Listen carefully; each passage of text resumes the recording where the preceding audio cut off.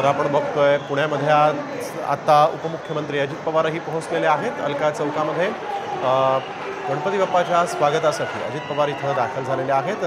पुण्याचे पालकमंत्री आणि राज्याचे उपमुख्यमंत्री अजित पवार हे अलका चौकात सध्या पोहोचले।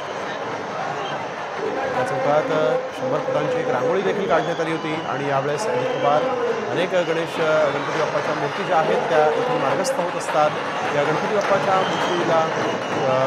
मूर्तीचं दर्शन घेण्यासाठी या ठिकाणी अजित पवार आलेले आहेत। मोठ्या संख्येनं कार्यकर्त्यांची देखील झुंबड या ठिकाणी उडाली। अजित पवारांना भेटण्यासाठी म्हणून मोठ्या संख्येनं कार्यकर्ते इथे आलेले आहेत।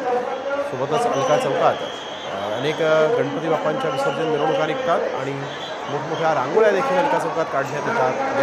यंदा 100 फुटांची एक रांगोळी इथं सगळ्यांचंच लक्ष वेधून घेते। अजित पवारांचं देखील लक्ष या रांगोळीने वेधून घेतल्याचं पाहिलं। अलका चौक स्वागतासाठी सज्ज आहे। अनेक गणपती बाप्पांच्या विसर्जन मिरवणुका सध्या अलका चौकामध्ये येतात। पुण्यातील विसर्जन मिरवणूक आपण बघतोय पारंपरिक पद्धतीनं पालखीत बसून गणपती बाप्पांची मिरवणूक काढण्यात येते आहे।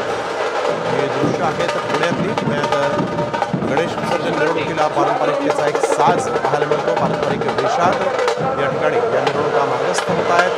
गेले 10 दिवस पुणेकरांनी देखील गणपती बाप्पाची मनोभावे सेवा केली आणि आज आपल्या लाडक्या बाप्पाला निरोप देण्यासाठी पुण्याच्या चौकांमध्ये पेठापेठांमध्ये एक भावुक असं वातावरण आहे। मोठ्या संख्येनं गर्दी देखील पुण्यात पाहायला मिळते। भाविकांची अलोट गर्दी झालेली आहे।